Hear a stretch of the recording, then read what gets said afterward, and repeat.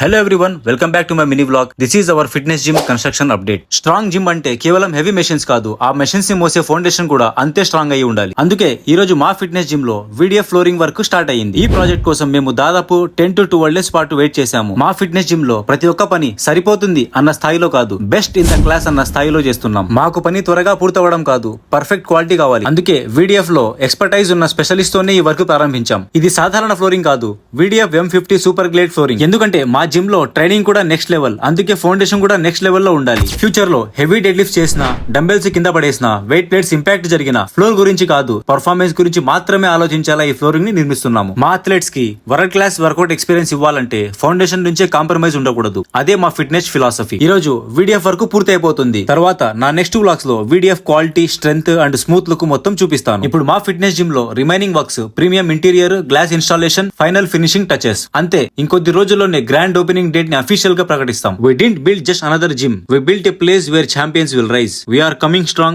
Are you ready to be strong?